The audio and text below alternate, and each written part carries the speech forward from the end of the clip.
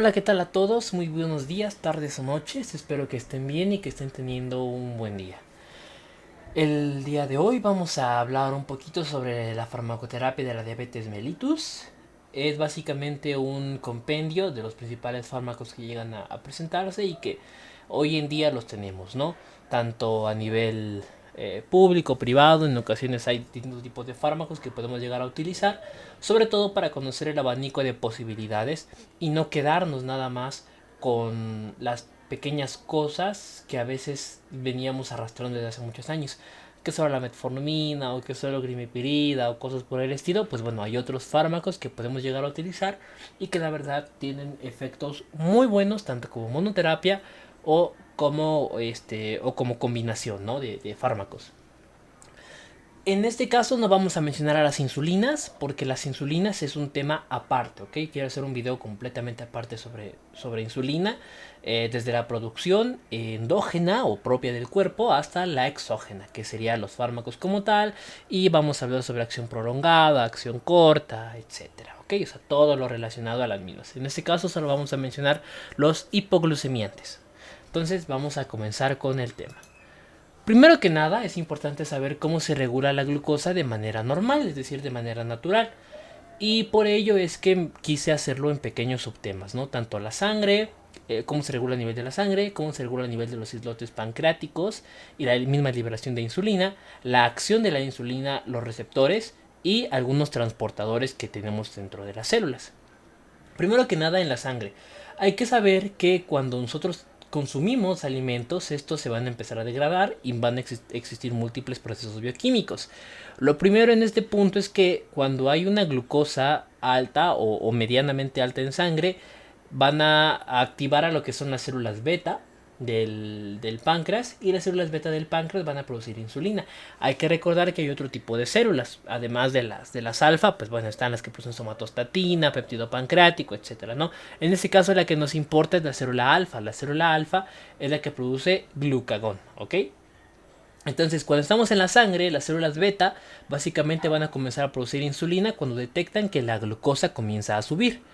Cuando estamos en ayuno, lo que ocurre es que el hígado, básicamente, como no hay una entrada directa de glucosa, empieza a liberar desde otro tipo de procesos, ¿no?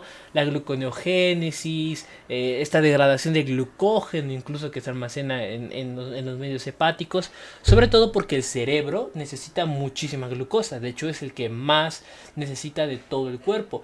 ¿A qué cantidad? Bueno, aproximadamente se dice que necesita alrededor de 2 miligramos por kilogramo de peso por minuto aproximadamente. Entonces es una cantidad enorme de glucosa que está necesitando todo el tiempo, y que por lo tanto, si estamos en ayuno, pues va a necesitar sacarlo de las reservas que tenemos. Ya vamos a hablar más adelante sobre lo que es el ayuno prolongado y las características importantes sobre el ayuno intermitente cuando veamos temas de metabolismo. Y esto va a ser importante, por ejemplo, cuando intentemos explicar un poquito sobre los patrones de ayuno, y que también van a servir por ejemplo, cuando se hace ejercicio, cosas por el estilo, ¿ok? O sea, ¿por qué es bueno hacerlo? Entonces, en la sangre básicamente va a estar regulado principalmente por la insulina. Cuando estos niveles de glucosa sean altos, se activa, y la insulina lo que permite es capturar glucosa para que se aproveche de la manera en que es necesaria, no queda producción de energía como tal en el cuerpo. Cuando está muy baja, conforme a, por ejemplo, ayuno, o cuando se necesita aumentar porque necesitamos o porque tenemos una activación del sistema nervioso simpático, como cuando existe un estrés excesivo, pues de lo que se hace uso es del glucagón, ¿ok? Y también hay otras hormonas o moléculas, como lo quieran ver, que básicamente son producidas por el intestino y por algunas porciones del cerebelo. En este caso son las incretinas, y van a ser las GLP o las HIP, que básicamente son péptidos similares a estas moléculas de glucosa, que lo que hacen es que, además de que permiten capturar la glucosa de mejor manera, estimulan la liberación de insulina, y además hacen que las células beta del páncreas tengan una mejor calidad, por así decirlo. ¿Cómo es esta mejor calidad de las células beta del páncreas? Bueno, principalmente va a ser con una menor apoptosis, es decir, mueren de menor manera, y además liberan más insulina conforme son estimuladas. Ese sería en cuanto a la sangre, ¿no? En cuanto a los islotes pancreáticos y la insulina. Como les decía, tenemos a las células alfa y beta, las alfa de glucagón y las beta de la insulina.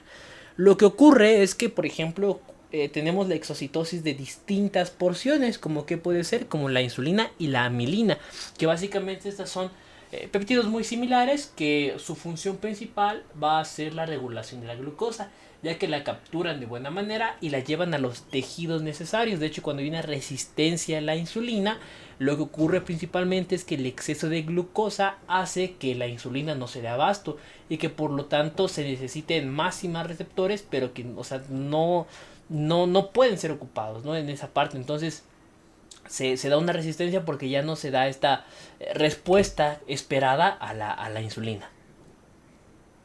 Hay muchos secretagogos de insulina, que básicamente los secretagogos de insulina son todos aquellos fármacos o sustancias o estimuladores de la insulina, principalmente por vía oral, que lo que van a hacer es que van como se me indica, ¿no? Estimular la producción de insulina a través de las células beta del páncreas.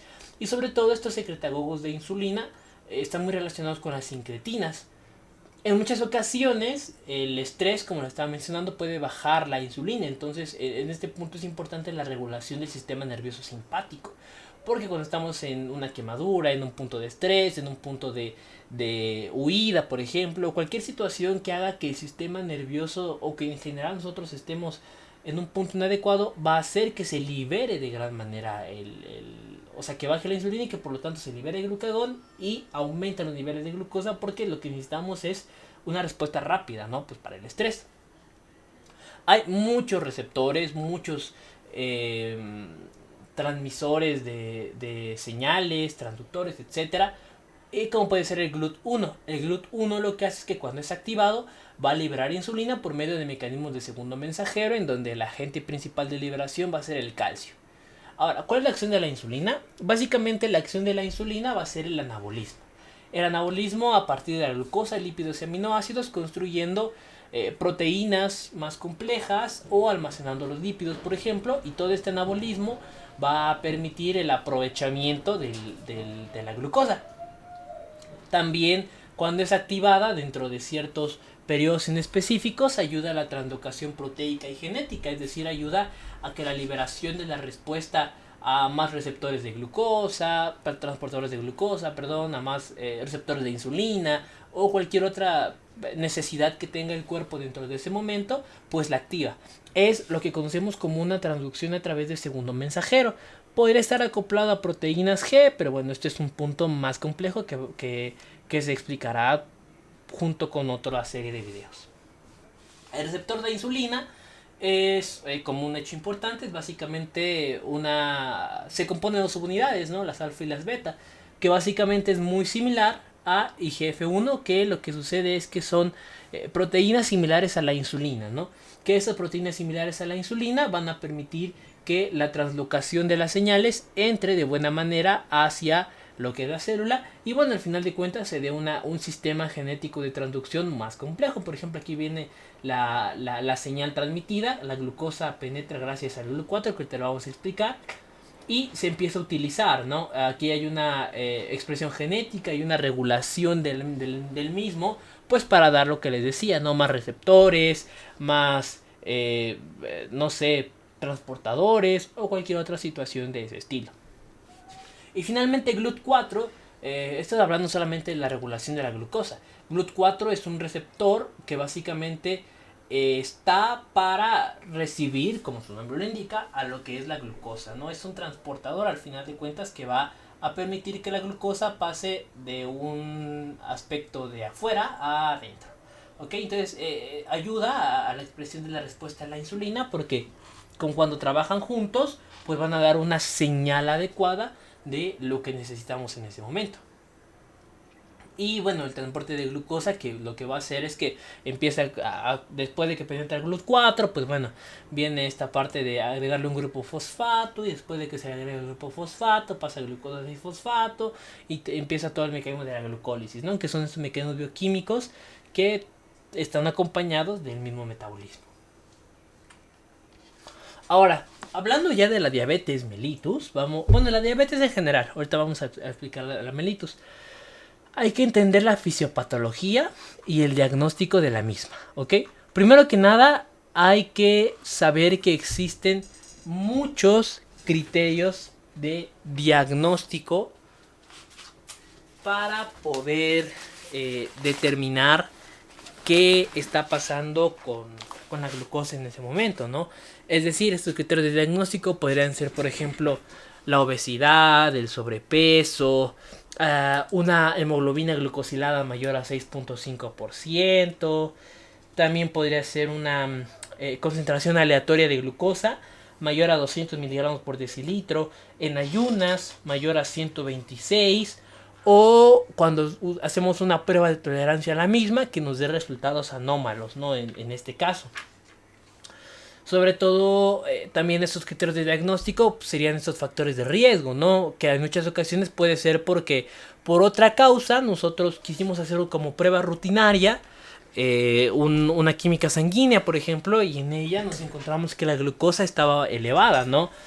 Además de que otros factores de riesgo obviamente son ser mayor de 45 años, un IMC mayor de 25, es decir, un índice de masa corporal, que recordemos que es kilogramos entre metros cuadrados,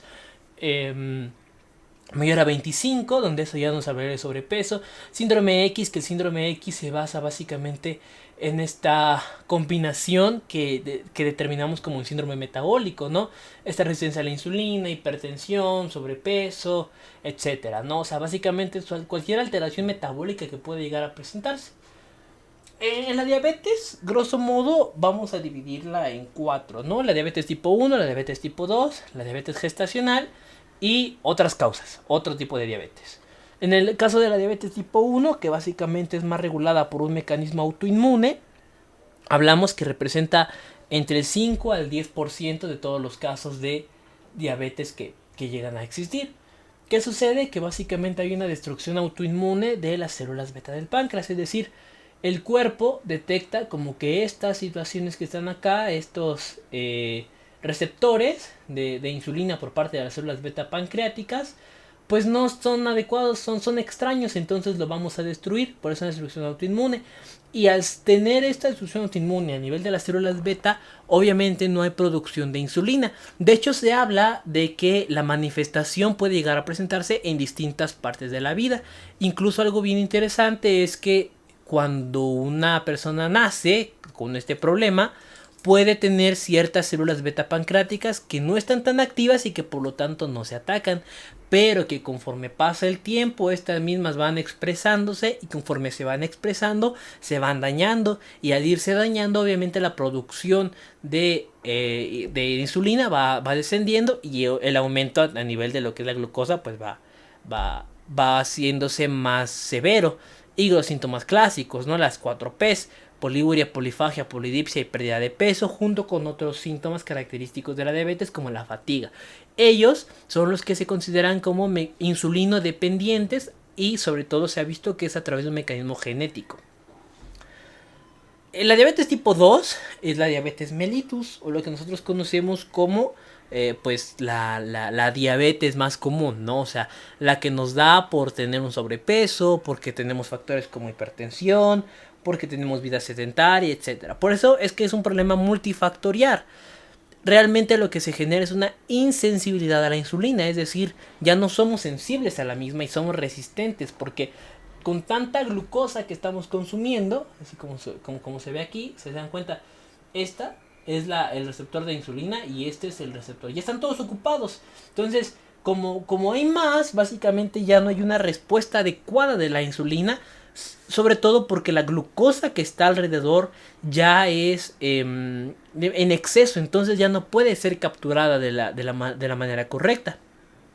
Se dice que si una persona tiene antecedentes familiares de diabetes mellitus, se podría llevar a un cierto riesgo genético, porque las personas que tienen antecedentes en la familia directa, papá, mamá, abuelos, etcétera, de diabetes, tienen 4 veces más riesgo de sufrir la enfermedad. Entonces no es para menos, la verdad es que es un mecanismo muy complejo pues para poder observarlo.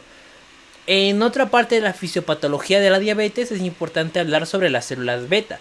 Las células beta obviamente van a tener una actividad reducida de la insulina. ¿Por qué? Porque con el paso del tiempo van a necesitar una mayor producción y ya no se dan abasto porque la glucosa es demasiada y obviamente necesitan seguir produciendo para poder dar una respuesta adecuada en el cuerpo. Hay una disminución de las mismas células beta y se ha observado que hay una sobreproducción de proinsulina, que la proinsulina es básicamente un antecesor de la insulina y que por lo tanto no tiene la misma acción que presentaría la insulina, haciendo que ésta sea básicamente inadecuada y que por lo tanto la respuesta para la regulación de la glucosa sea mala, ¿no? Básicamente. ¿Qué más encontramos en la fisiopatología? Hay resistencia a la insulina. Básicamente como no se elimina la glucosa, es decir, no hay cómo se empiece a eliminar, empezamos a generarse factores de riesgo. Y aquí entra todo esto de lo que es la obesidad, el sobrepeso, la edad, antecedentes, índice de masa corporal, etc. Asimismo, la sensibilidad va a ser inversamente proporcional, es decir, la sensibilidad que tengamos a la insulina es inversamente proporcional a la grasa abdominal que tengamos. ¿Qué quiere decir esto? Entre más grasa abdominal tenemos, menos va a ser la sensibilidad que le demos a la insulina. Es decir, que entre más grasa abdominal se tenga, menos va a ser el efecto de la insulina, porque va a estar ocupada con más glucosa y con estos ácidos grasos y la conversión directa. O sea, va a haber muchas situaciones que van a generar que toda esta grasa abdominal lo único que nos esté causando sea una mayor resistencia a la insulina. Además de que se ha observado que existen varios mediadores inflamatorios, por lo que estos mediadores inflamatorios van a causar todavía mayor dificultad para que la insulina actúe, como el factor de necrosis tumoral incluso. Y se ha observado que hay una alteración a nivel de los receptores GLUT4, que ya vimos que son transportadores de glucosa, y mecanismos genéticos que hacen que los genes de la insulina poco a poco, bueno, más que los genes de la insulina, los genes productores de los receptores de insulina y de las células beta pancreáticas disminuyan por este exceso de glucosa. Es decir, la fábrica está a un sobreabastecimiento, no se da abasto a la fábrica, y como no se da abasto a la fábrica, empieza a querer producir de más, pero esto solo genera que sus máquinas se vayan descomponiendo. Como sus máquinas se van descomponiendo con el paso del tiempo, la misma fábrica va a dejar de producir todo lo que antes empezaba a producir. En el caso del hígado y glucosa hay un glucagón excesivo, por lo que la liberación de glucosa hepática va a ser muy elevada. Y otras formas de las complicaciones, pues bueno, principalmente va a haber una alteración genética o pancreática. En este tipo de situaciones son niños o jóvenes, por lo regular, que tienen un problema a nivel del páncreas directo, por una pancreatitis, por ejemplo, que va a terminar generando una diabetes secundaria, ¿no? Una consecuencia directa. Y las complicaciones pues son multisistémicas, ¿no? Falla renal, falla cardíaca, falla cerebral, cataratas, glaucoma, o sea, fallas en retinopatías, etc. Aterosclerosis, neuropatías, o sea, hay muchas complicaciones de la misma. Bueno, ya vimos básicamente qué ocurre con la diabetes, ¿no? O sea, qué ocurre con la fisiopatología de la diabetes y cómo se regula de manera muy general el mecanismo de la glucosa dentro del cuerpo. Ahora vamos a hablar rápidamente sobre la terapia de la diabetes, hablando de los distintos medicamentos. En este caso vamos a hablar sobre unos medicamentos que lo que hacen es incrementar o buscan el incremento de la insulina. Vamos a empezar hablando de las sulfonilurias, que básicamente las de primera generación ya no se utilizan por el riesgo que presentaban, pero las de segunda generación sí. En este caso son la gliburida, la glipsida y la glimepirida, ¿no? En este caso se unen a un receptor que se llama SUR y su función final va a ser la producción de insulina. Son medicamentos que se absorben muy bien en el tracto gastrointestinal, pero que los alimentos pueden retrasar dicha absorción. Tiene una gran unión a las proteínas, si se dan cuenta 90-99% se puede unir a la albúmina. Ese es el mecanismo básico, ¿no? El alimento, alta tasa de glucosa, inhibe las células alfa por obvias razones, porque obviamente debe de evitar que haya esta alteración a nivel de glucagón y estimula las células beta para liberación de insulina. Y obviamente el proceso va a seguir, pero grosso modo lo que hace es unirse a un receptor, SUR en este caso, y su función final va a ser la producción de insulina. Su vida media es de 3 a 4 horas, recordando que vida media es básicamente el tiempo que un fármaco elimina la mitad de su concentración. Y su vida media se dan cuenta de 3 a 4 horas. El efecto hipoglucemiante que presenta es entre 12 a 24 horas, por lo que una dosificación de una vez al día de este tipo de medicamentos es adecuado.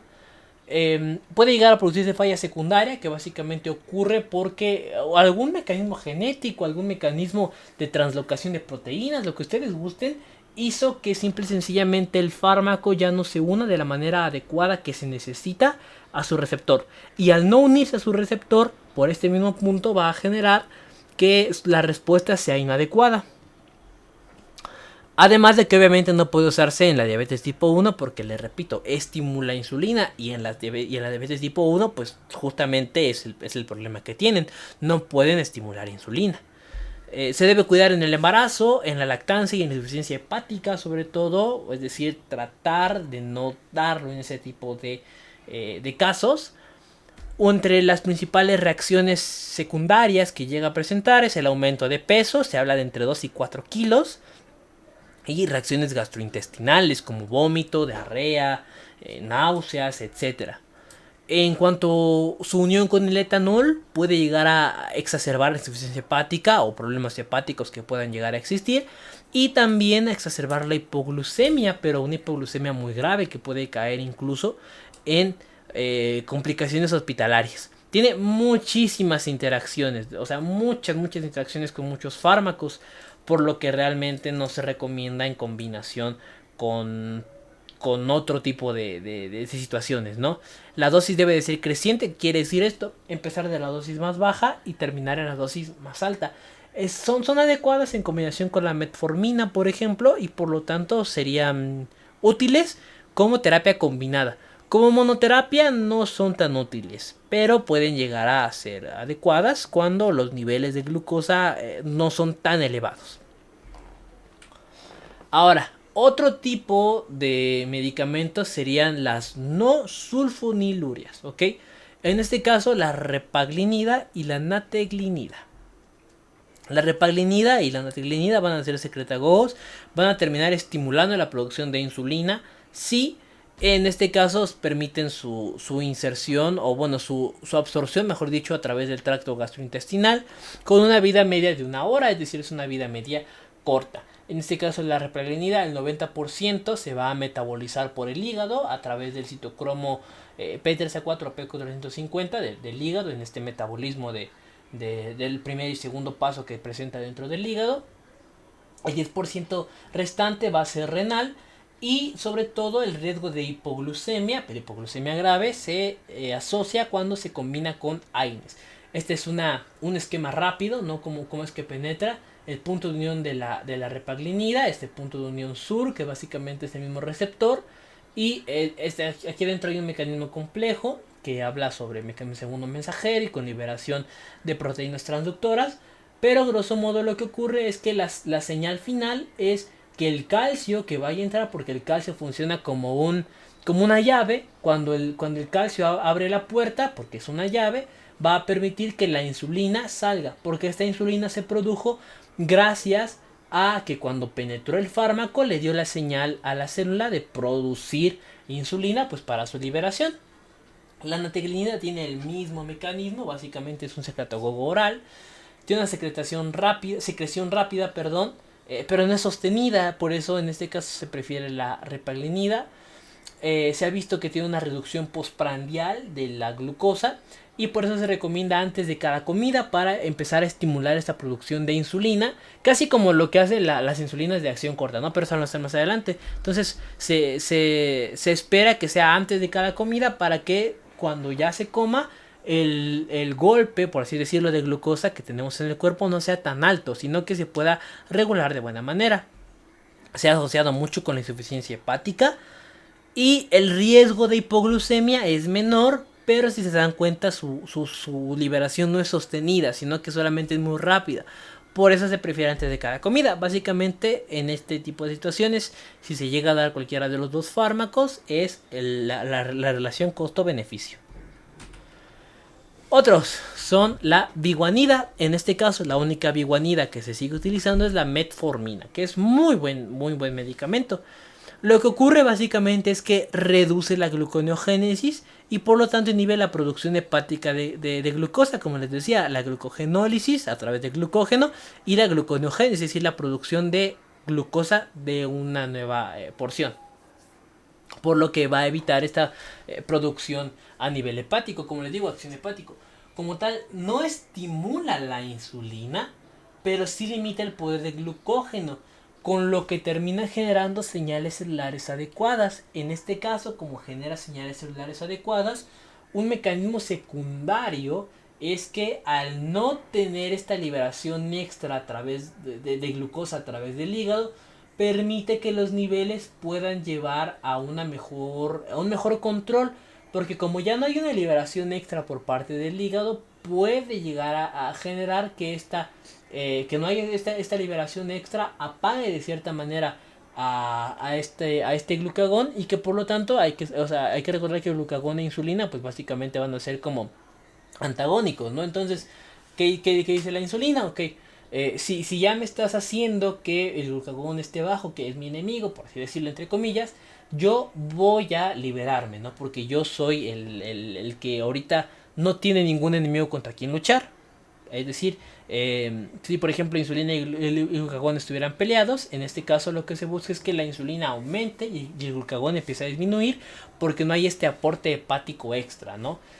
También reduce la absorción de la glucosa, por lo que una de sus principales complicaciones es la diarrea, pero eso lo vamos a ver un poquito más adelante. Incrementa el uso porque reduce esta absorción, y al reducir esta absorción lo que permite es que el uso dentro de otras estructuras sea adecuado y la insulina que esté nadando, por así decirlo, lo capture de manera más sencilla. Se puede usar sola o en varias combinaciones. De hecho, hay combinaciones de metformina con casi todos los hipoglucemiantes orales. La dosis recomendada es entre 0.5 a 1 gramo por día, es decir, entre 500 a 1000 miligramos por día. La dosis máxima observada es 2500 miligramos, es decir, 2.5 gramos. Pero a partir de 2 gramos, es decir, a partir de 2 miligramos, el efecto ya empieza a verse mermado por las complicaciones o reacciones adversas que presenta la misma metformina. Su vida media es de entre 4 a 5 horas y su acción como hipoglucemiante puede ser muy larga, al igual que los de la glimepirida, ¿no? En este caso podría utilizarse a 1 o 2 dosis por día. Y su excreción final se va a observar en la orina.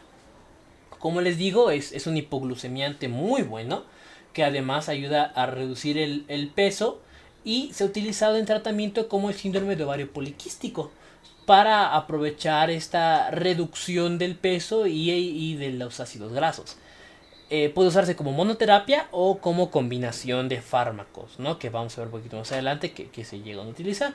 Entre reacciones adversas observamos las gastrointestinales. La principal es esta diarrea. Como les digo, reduce la absorción de glucosa, permitiendo que nadie más, pero un efecto secundario es específicamente eso, ¿no? Que sale como barrido, por así decirlo. Entonces esto que sale como barrido va a generar que haya diarrea.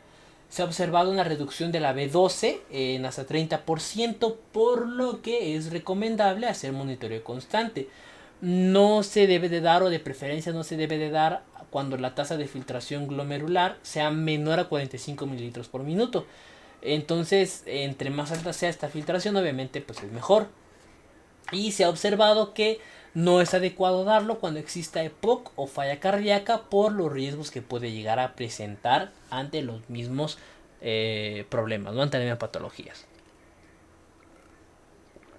Otro tipo de fármacos son las tiazolidinedionas, ¿ok? Ahí está lo que utilizan. Básicamente es una asociación con el gen PPAR gamma. Y lo que genera al final de cuentas es que esta, como les digo, hay una asociación directa. Este es el receptor, entonces esta es la molécula. Se une, hay un coactivador de la transcripción, un receptor retinoide X. Bueno, lo que sucede es un sistema de segundo mensajero. Y aquí el mecanismo final es que va a permitir una mejor producción de la insulina. ¿Cómo genera esto? Bueno, los más comunes antes de pasar a eso es la rosiglitazona y la pioglitazona, ¿ok? Lo que generan es el aumento de la sensibilidad de la insulina al capturar la glucosa. Aumentan la lipólisis y por lo tanto la eliminación de los mismos. Pero pueden llegar a acumularlos, es decir, cuando rompen de mejor manera lo que es la grasa, por así decirlo, y la eliminan, una gran parte de la misma se va a empezar a almacenar. Por lo tanto, uno de los efectos adversos es la ganancia de peso. Pero se ha visto que lo que generan es que el metabolismo sea mejor, porque hacen que las grasas, por así decirlo, sean menos aprovechadas, o más que menos aprovechadas, menos acumuladas en el aspecto malo, y que la glucosa pueda ser capturada de buena manera para su utilización. Por lo que la sensibilidad a la insulina mejora, ¿no? Esta parte del papel de la insulina va a ser mejor. También han reducido los triglicéridos, de cierta manera el colesterol malo, y la dosis adecuada debe de ser progresiva, como la rosiglitazona empezar con 4 miligramos y lo máximo que se puede dar es de 8 miligramos. Son auxiliares al final de cuentas. La pioglitazona empezar de 15 a 30 miligramos y lo máximo que se puede dar es de 45 miligramos. Los efectos hipoglucemiantes son algo tardados, se llegan a ver hasta dentro de 2 o 3 meses. Pero se ha observado que entre estos efectos, que como les digo, pueden ser solos como monoterapia o asociados a la metformina, puede generarse una reducción de la hemoglobina glucosilada de entre 0.5 a 1.4% de lo que es el porcentaje de la hemoglobina, recordando que se debe buscar menor a 6.5 lo ideal, pero en un diabético menor a 7, ¿ok? Entonces es adecuado. ¿Cuáles serían como que los principales riesgos? Primero que nada, el edema y con lo tanto un riesgo de falla cardíaca y la ganancia de peso. ¿Por qué? Porque como les digo, aumenta esta sensibilidad que se tiene hacia algunos ácidos, a la grasa, por ejemplo, por así decirlo de manera simple, y por lo tanto la captura de adipocitos permite que se acumulen en el cuerpo. Y se ha visto que su aumento puede ser de hasta 2 o 4 kilogramos al año. Aumenta el riesgo de falla cardíaca y la densidad ósea, por lo que quienes tomen este tipo de fármacos existe el riesgo de que en algún punto las fracturas sean más comunes para ellos. Luego, vamos a hablar sobre los agentes basados en GLP-1. Básicamente GLP-1 es una incretina, que es una hormona producida por el intestino, activada por la porción oral. De hecho, se dieron cuenta de su existencia desde hace muchos años, porque se estimuló de forma oral y no como tal de forma intravenosa. Entonces, al estimular de forma oral, se dieron cuenta que es producida por el intestino, específicamente por las células L y K del mismo, ¿no? Esta es la GLP-1 y la HIP. Pero también hay participación del cerebelo. En este caso es un hermano del glucagón, es parte del preproglucagón. De hecho, el preproglucagón es de 180 aminoácidos y se rompe en dos porciones, ¿no? En el GLP-1 y en el glucagón. El glucagón, como ya les digo, es este aumento directo de lo que es la glucosa. Pero este GLP-1 tiene otro tipo de acciones. Estas son varias de las acciones que llega a presentar.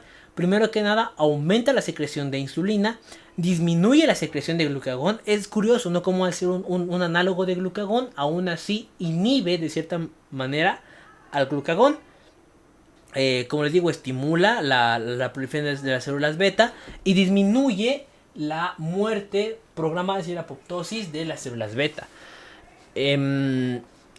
Es parte de los secretagogos de insulina y además ayuda a retardar el vaciamiento, por lo que hace que haya menos hambre, ¿no? Uno de los principales factores de ello es que hay menos hambre y que por lo tanto ayuda a bajar de peso. En este caso, las sincretinas pueden tomarse como agonistas de las mismas sincretinas, es decir, agonistas del receptor de GLP-1 o inhibidores del dipeptidilpeptidasa 4, que básicamente este dipeptidilpeptidasa o DPP es básicamente una enzima que lo que genera es degradar a las sincretinas, porque las sincretinas de manera endógena, por así decirlo, de manera natural, tiene una vida media muy corta de 1 a 2 minutos ocasionada por la dipeptidilpeptidasa. Pero los inhibidores de esta, pues bueno, van a causar que las incretinas trabajen mejor y los agonistas en muchas ocasiones son protegidos contra estas enzimas digestivas, ¿no? Por así decirlo. Hay varios que podemos encontrar y ahorita les voy a mencionar los principales. Tenemos a la exenatida, que es protegida contra la dipeptidasa 4.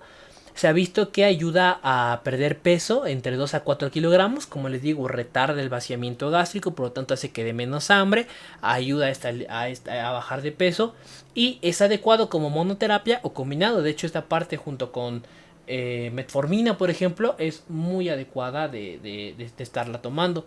Su inyección debe ser subcutánea y está entre 0.5 a 0.10 miligramos, ¿no?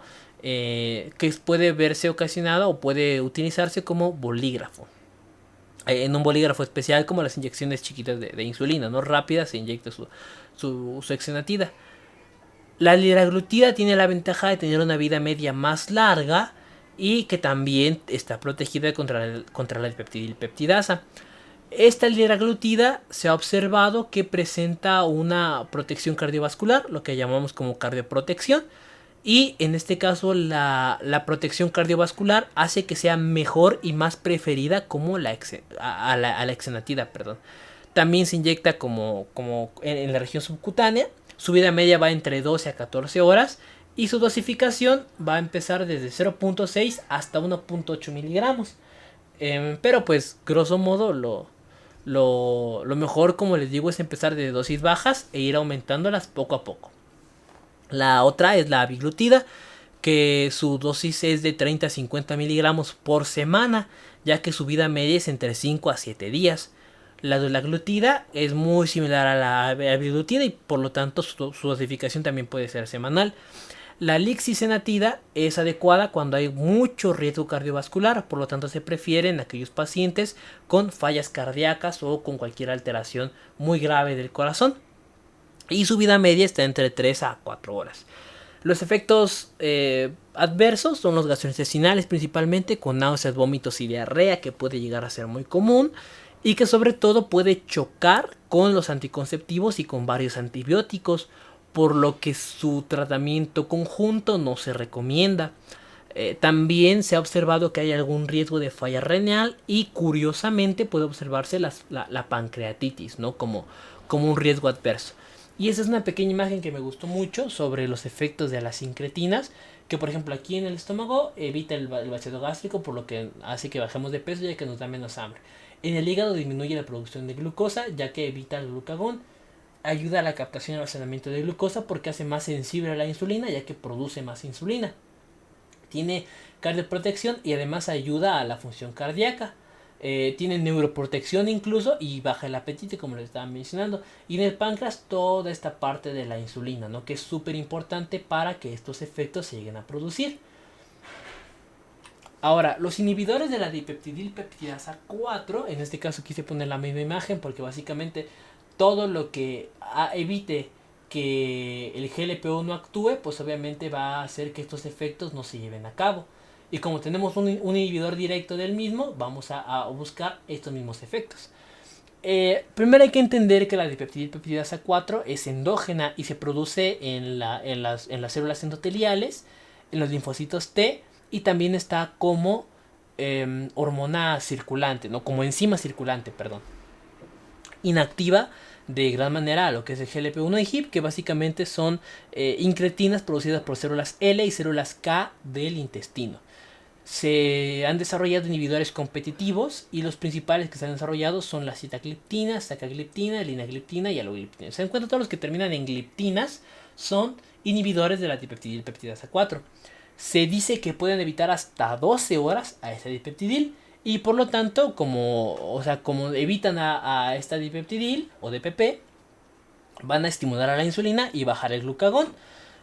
Por sí solas, es decir, como monoterapia, pueden llegar a bajar la glucosilada hasta en 0.8%, ¿ok? O sea, eso es casi 1%, es muy bueno pues para bajar a la hemoglobina glucosilada, que por lo tanto va a generar que como monoterapia también son adecuadas, aunque en combinación son muy buenas.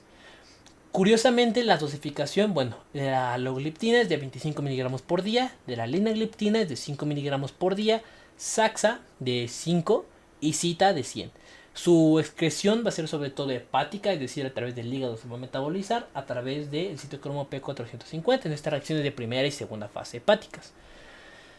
Se ha asociado, pero de manera muy rara, así rarísima, incluso quizás sea alguna falla secundaria, pero no es directamente por el GLP-1, sino que es por una falla secundaria del mismo fármaco a falla cardíaca justamente y a dolor articular.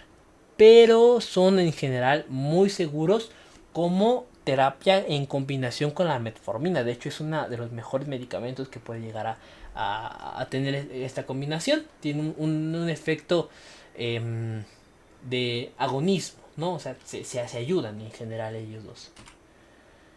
Luego tenemos otro tipo de fármacos como los inhibidores de alfa-glucosidasa, que su función principal básicamente es evitar o reducir al almidón, la dextrina y sacáridos, es decir, evitar que estos azúcares más complejos pues penetren al cuerpo y que no se absorban de forma adecuada. Entonces lo que hacen es que tienen una mejor absorción a través del cuerpo.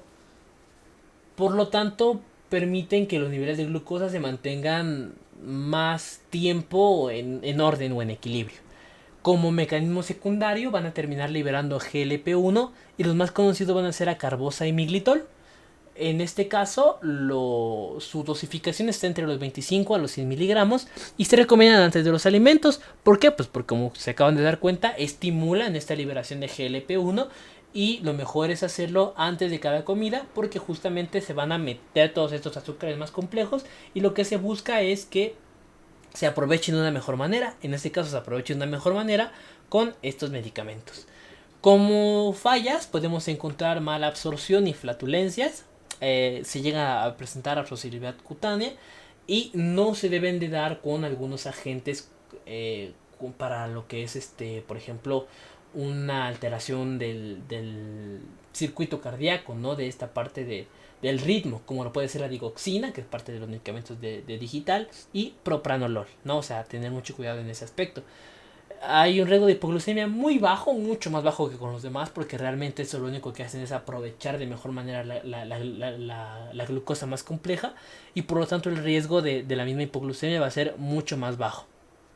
Se usan muy bien como un auxiliar en la diabetes mellitus y se ha observado que cuando tienen este apoyo hay una reducción extra de hasta 0.5 o 0.8% de hemoglobina glucosilada. Por lo tanto, es una muy buena terapia en combinación con otro tipo de hipoglucemiantes. Ahora, ya casi para ir cerrando, vamos a hablar sobre el inhibidor del SGLT2, que básicamente es un transportador de glucosa sodio que está en el riñón. Hay dos tipos, el 1 y el 2. El 1 solamente puede evitarse hasta en un 10%, o su trabajo, mejor dicho, del 10%. Pero el 2 es el que más actúa. En este caso, por ello se van ahí los fármacos. El transportador de glucosa sodio lo que permite es que el sodio que está penetrando a través o en contra de un gradiente de concentración haga que llame a la glucosa, ¿no? Es decir, estoy entrando con fuerza y la glucosa se quiere aprovechar para volver a entrar en el cuerpo.